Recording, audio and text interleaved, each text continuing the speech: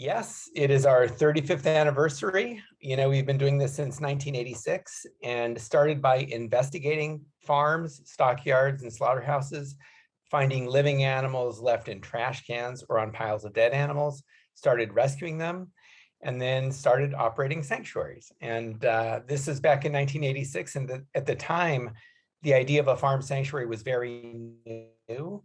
And now there are hundreds of sanctuaries around the world. So it's really great to see this growing awareness, growing concern about the way we treat other animals, and a growing push for plant-based vegan living. It's a really good time. Absolutely amazing. I'm so glad that you're celebrating. 1986 was actually the year I went vegetarian. So that was a good year. So Yes, obviously took the next step after that, but yeah, it's wonderful. It's a fantastic achievement. So obviously we're here to help you promote your amazing 35th anniversary celebration, the Power of Sanctuary. And it's being held on October the 9th at 4 p.m. Pacific and 7 p.m. Eastern time. Is that right? Yes, that sounds right. Awesome. We're on New Zealand time at the moment, so I better make sure we got that right. And for any of you that aren't yet following Farm Sanctuary social media feed, which if you aren't, please go and do that right now. What is the event all about, the Power of Sanctuary? The event is about celebrating and bringing people together from our community to talk about what Sanctuary has meant, what we all sort of try to envision for ourselves and for our movement. A world that is based on kindness and compassion instead of one that is based on exploitation and extraction, which is sort of a benchmark of our current food system. And over the years, beginning in 1986, we have worked to expose the abuses of animal agriculture, expose the systems of oppression around it, and to try to create and encourage alternatives, such as eating plants instead of animals, and also seeing animals and perceiving animals as friends, not food. So the power of sanctuary is really the power of living in alignment with our own values and interests, living in a way that we can feel good about, instead of what so often happens when the issue of factory farming comes up. People will say, "Don't tell me, I don't want to know, it's too upsetting." And so it is the power of not having to say, "Don't tell me, I don't want to know." It is sort of the comfort in knowing that you are living in a way that you feel good about, that you don't have to close your eyes to the violence and cruelty that you might be supporting with your food choices. So it's really about just living as well and kindly as we can. That's really what it's all about. I love that. I'm sure that will align with all of our audience here who are vegan for the animals. It is so fantastic. Can't wait for it. I'm checking out the events page on farmsanctuary.com, .org. .org, yes. .org. Yeah. Still early in the morning. Early morning. We can see the fantastic lineup of presenters and guests you have on there, such as James Cromwell. Absolutely love I love him. James Cromwell. John Lewis, aka Badass Vegan, Alicia Silverstone, and many more. It's absolutely star-studded. It promises to be such an event. What kind of conversations can we expect from this cast? Well, I think each person is going to sort of bring their own experience, their own perspectives about living vegan in a world that is not vegan. And, there are different perspectives on it, but they're all united in the idea of living kindly and not causing unnecessary harm. And, one of the things I often like to say is that if we can live well without causing unnecessary harm, why wouldn't we? So at Farm Sanctuary, one of our primary organizational values is that we speak to people where they are on their own journeys. So there will be different voices here, all coming to this from their own perspective, but all united in the idea of living with kindness to other animals and having empathy for other creatures on the planet, and living in a way that doesn't cause unnecessary harm. Going to be such an amazing event. I'm really looking forward to it. And, I have to say Farm Sanctuary's approach of like say, meeting people where they're at without judgment and proposing a new way to live without exploitation of animals and land and people. It's just a fantastic style of outreach when targeting a larger audience. And, the celebrity factor, it's been proven to generate great results when reaching new sort of perhaps less ethically aligned groups. How does it feel to have the Power of Sanctuary supported by so many amazing names? Feels great, feels wonderful, and it is inspiring, it is energizing, it is validating.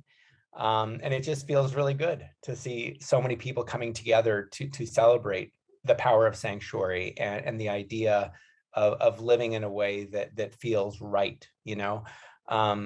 And I think, you know, some of the interviews are going to be very inspiring. I don't want to give away some of what is discussed, but I think people will really enjoy them. Fantastic. I can't wait for it myself, and also just to see how the different groups, of fans for these different people can all come together and be united on this front, because yeah, it's such a beautiful thing what you're doing there. But this event also celebrates two prominent activists, Brenda Sanders and Maggie Baird, and their award-winning work, which is absolutely fantastic. Collaboration is such an important factor to our movement. How has Farm Sanctuary been collaborating with Brenda and Maggie? You know, I could not agree more that collaboration is critically important if we want to create the sort of change that we dream about. And Brenda is doing amazing work in Baltimore, making plant-based food accessible, creating opportunities for people to eat well in places where sometimes it's very difficult. And Maggie is doing very similar work, making plant-based food accessible where it's difficult to find. And I think that as the vegan movement evolves and matures, we will find more and more allies and people, in many cases, who are actually doing really powerful work already, and who basically just would benefit from us recognizing and supporting that work. So that's part of what we're doing, with Brenda, for example. And there is an amazing movement towards vegan living among the African American community. In fact, I think more, African Americans have gone vegan than any other group in the US, for instance. So I think just recognizing that we have many allies, that we are part of a very big kind of patchwork of people trying to live healthier, better, more empowered, and our food is central to this. Most people in the US and other affluent countries are eating food that is making us sick. And so to create systems and structures that don't encourage that the way ours currently do, but instead to create systems and structures and empower individuals and communities to eat food that does not make people sick, that also does not support enormous animal abuse and cruelty and slaughter, and also does not destroy the planet the way animal agriculture does. So right now, unfortunately, the structures and the systems and the government policies and subsidies in place are bolstering a food system that causes enormous harm. And working with activists, working with various individuals and communities around the country and in various places, I think we have enormous opportunity to also start changing systems and structures. So it's personal choice, but also structural shifts that we need to see. Absolutely. Yeah, I couldn't agree more about that. And I think that's the same globally, isn't it? We've definitely got those same issues here. And to continue with the theme of both collaboration and food, your event is backed by some awesome sponsors. We've got Go Macro, Explore.org, Treeline, Beyond Meat, and Miyoko's Creamery. I love Miyoko. For our audience who may not have heard of some of these businesses, particularly if you're in our neck of the woods, who are they and how can we support you through them? Yeah, well, we vote every day with the choices we make in our food, and we basically vote with our dollars. So I think it's important for people to seek out companies that are acting in a more responsible way and not participating in the violence of animal agriculture. Miyoko's does an amazing job with their vegan cheese. Beyond Meat is, I think, widely available now around the world. And so all of these companies that are participating in this event are part of creating a more compassionate world. And I think as consumers, one of the things each of us can do is just to be mindful about how we spend our dollars and to support businesses that are trying to do the right thing. Yeah, that's for sure. Like it's something like we personally feel is when you're going out, then sometimes those vegan products can be a little bit more expensive than their carnage sort of counterpart. But that that vote with your dollar, it means so much more. You know, it's part of your vegan advocacy is joining that. And so, yeah, it's fantastic. And we're hoping to have Miyoko on our show at some stage. And so I need to grill her about trying to get her cheese over here to New Zealand. Absolutely, absolutely. Kind of pick up on what you said about how sometimes now vegan foods tend to be more expensive. And one of the reasons for that is because of the enormous subsidies that are currently going to animal agriculture. There was a research report that came out a couple of years ago looking at dairy industry income in the United States. And they found that 73% of dairy industry income came from government programs. Now, that's not a sustainable system. And if you look historically at the food human beings have eaten, it's been primarily plant-based. This is why most ethnic foods, like Ethiopian food or Thai food or Indian food or whatever type of ethnic food, tends to be largely plant-based. It was the affluent, powerful individuals who had access to resources and could control resources who ate meat. And so in affluent countries, we've tended to start eating a lot of meat. It sort of aligns with power and oftentimes with abuses of power. And so the systems in place now are making these animal foods much cheaper than they really should be, because ultimately it takes far fewer resources, less land to grow and eat plants directly instead of growing crops and feeding them to animals. So right now, the systems and structures and the subsidies are upside down and animal foods are artificially cheap. But if we were paying the real price, those animal foods would be very expensive.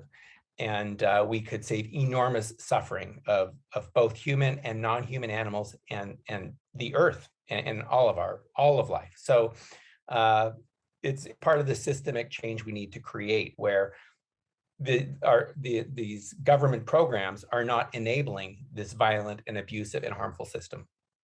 I couldn't agree more. Our government here in New Zealand pays out, I think it's 12 billion, isn't it? 12 billion a year. Our dairy industry in New Zealand gets subsidized by the government, which is more than the dairy industry earns. I mean, it's insane. So yeah, fully support what you're doing. It isn't. So this is where, like, when you buy cow's milk and it seems cheap, it's because we've already paid for it in another way, through government programs. We're also paying for it in our health problems and our healthcare costs. We're paying for it in terms of animal suffering and environmental degradation. So there are many costs associated with this industry that we need to pay attention to and work to make more people aware, but also then to create systems where these industries cannot continue to profit off of such misery and such, government extraction and exploitation. Government programs really should support the common good, not the benefit of a few wealthy businesses. Absolutely. As well as promoting a message of creating a compassionate food system, this event marks 35 years of Farm Sanctuary, which is such a huge achievement. Here at Vegan FDO, we've had the privilege of working with multiple sanctuaries over the years, but unfortunately, not all of them last. Sadly, it's often a case of cycles of debt with the huge vet bills and all the maintenance that comes with it that ends up getting the sanctuaries to close their doors. Is there any advice that you'd give to others trying to maintain or create sanctuaries for animals? Yes, absolutely. Doing sanctuary work can be very challenging because if you think about it ethically, we have to rescue all the animals.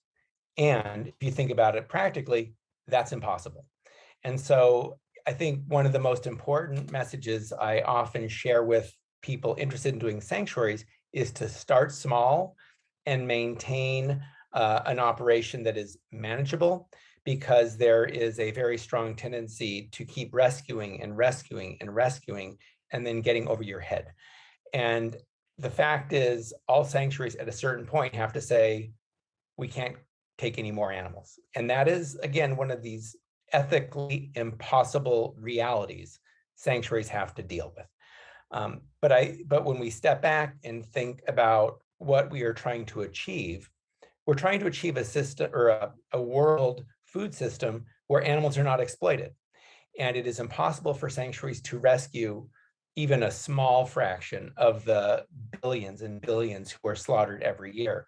So once the animals are rescued, telling their stories and creating opportunities for people to learn about who these animals are, where they came from, then can create broader changes in human habits and in our food patterns. And that's where the big change ultimately is going to happen. So sanctuaries play an important role. They're a touchstone. We model relationships where animals are our friends, not our food. It's a very real, grounded experience people have when they visit, and that's very important.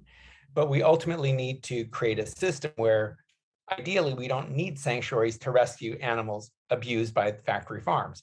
Ideally, with Farm Sanctuary, one of the best things we could do is put ourselves out of business as a shelter where there is no need to keep rescuing animals. And so, but we're in the midst of an ongoing process, of course, as are other sanctuaries. And it's just a matter of keeping it manageable, not getting over your head. That is one of the most important things for sanctuaries to remember. That's such great advice. And thank you. We've seen a lot of cases where that could have been very handy to know. But yeah, making the animals the ambassadors is something that we've been trying to help do here at Vegan FTA. And there are so many incredible stories out there from, well, I think every sanctuary that we talk to, there's always just so much heartbreak, and then also so much joy though in seeing them actualize a real life where they can be happy, they can be outside, they can be playing, they can make friends. And absolutely, it's a great way to reach people, isn't it? So. With sanctuaries and also with activism generally, talking about joy and heartbreak, right? Really trying to live in and be in the joy as much as possible. And there is heartbreak, but to be immersed in it too much can really over time take its toll. And when Farm Sanctuary first started back in 1986, we were doing investigations and seeing horrible conditions and seeing brutality on a regular basis. Rescuing animals, in a sense, in addition to healing those individual animals, was healing for us. So, residing in that healing space as opposed to the painful space is one way I think sanctuaries and other activists can continue. We need to recognize the bad things, but I don't think we should dwell in the bad things. We should dwell in the good things. And that's one thing sanctuaries can provide, this peaceful haven. And that's another part of the power of sanctuary. It's a peaceful place where everybody is welcome and everybody is safe. Definitely. And you're, so much of what we see at Farm Sanctuary, including your newsletter, which I'm a subscriber to, is full of good things. And in your recent one that came out, you shared 35 moments over 35 years as part of your commemoration. And over the course of these years, you've led some amazingly innovative fundraisers, including selling veggie hot dogs out of a VW van at a Grateful Dead concerts in the early days. And we really love how 25 years later, that same van took you on a cross-country journey of vegan America to raise awareness of the cruelty of factory farming and encourage others to eat plants rather than animals. Out of all of them, do you have a personal fundraiser or campaign so far?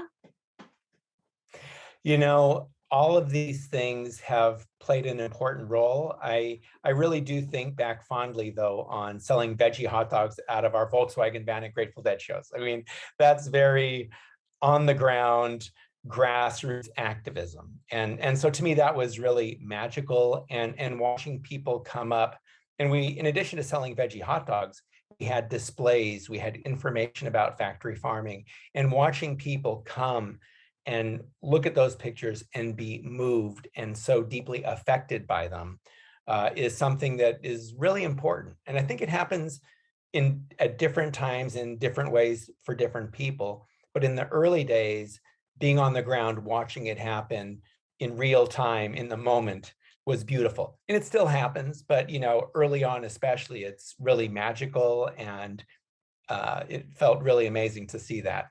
And just to have watched how Farm Sanctuary has grown from those days, all volunteer, organization selling veggie hot dogs at Grateful Dead shows, to an organization now that has members around the world. We have sanctuaries in New York, in California. We're in touch with sanctuaries globally, and we're part of this bigger movement of sanctuaries, but also of advocacy, of businesses. There's lots of investment now coming into the plant-based space, and we're in touch with those folks as well. So, from the early veggie dogs, Grateful Dead shows to where we are now, I guess I would say, is sort of the broad sweep of time. And I get very excited when I think about that. Well, that's awesome. We lived in a van for a few years ourselves, so when we saw like about the travel around the VW and stuff like that, it was just fantastic for us, Absolutely. touch us all. But also our activists out there at home, you can get out there and create your own experiences like this now, with the help of people like Beyond Meat and Miyoko's as well. But in today's world where Zoom conferences make up a large part of people's daily lives, whether it's for work or keeping in touch with loved ones, it just seems like an everyday feature, doesn't it? So are events like the Power of Sanctuary likely to be a more common thing on the Farm Sanctuary schedule as we're all still continuing to adapt to this socially distanced world? I think they probably will. I think that we're probably going to see a combination over time where there will be in-person events when the circumstances allow it, but also you can reach a lot of people online through digital outreach. So I think we're going to be doing more of that as time goes as well. Fantastic. Awesome. Well, very much looking forward to it. And, we mustn't forget, we've mentioned, if you're not already following Farm Sanctuary on Facebook, Instagram, the usual social media, also at the website farmsanctuary.org, which has stacks of information. Importantly, how can people register and attend this amazing free event? It's so wonderful that it's free and you're making it so available to everybody. We want to be inclusive. We want everybody who's interested to have an opportunity to participate. I think people can just go to the website, farmsanctuary.org, and there's loads of information there, including an opportunity to sign up for this event. Brilliant. Well, as well as attending the Power of Sanctuary, how else can our viewers support you and the delightful residents at Farm Sanctuary? Again, I think our website is a great venue for that. Farmsanctuary.org. There's information there about adopting animals, getting involved in our various campaigns to create a difference, participating in our education programs. We have a robust list of presentations for teachers and for school children. And I would encourage people just to go to the website, check it out, see what interests you. And each of us in our own areas, following our own hearts and our own skill sets can do something. And a big part of the Power of Sanctuary is each person being the best they can be, doing what they can in their communities. So for some people, that might be starting a sanctuary. For some people, it might be cooking amazing vegan food and showing people how tasty it is. For each person, it's going to be something different. Some people are very outgoing and want to talk to other people. Some people are more quiet. And then there are things to do, such as some administrative work even. There's so many different ways people can play a role in making a difference. And for each of us, it's really finding what makes the most sense. Couldn't agree more. Well, Gene, thank you so much for everything that you do, everything that you've done over the last 35 years, and no doubt before that as well. Your achievements have been incredible and so deserve to be celebrated. You've been instrumental in creating so much change with what you've done at the Sanctuary. Can't wait to join this event. Thank you for talking to us. Thank you for especially talking to us with our lockdown hair. We usually don't look a little, quite so disheveled, but things... I'm always a bit rough, love. So. You look great to me. You look great to me. And so I'm just very grateful to speak with you. And I'm grateful for the work you're doing as well to raise awareness and help to create a kinder world. That's what it's all about, I think. Well, we wish you all the best for a very successful event. We will be there. We encourage everybody to join. And here's to another 35 years. Like you say, maybe, who knows, one day you'll be out of business for the right reasons. That would be the best, but we'll keep at it until that time comes.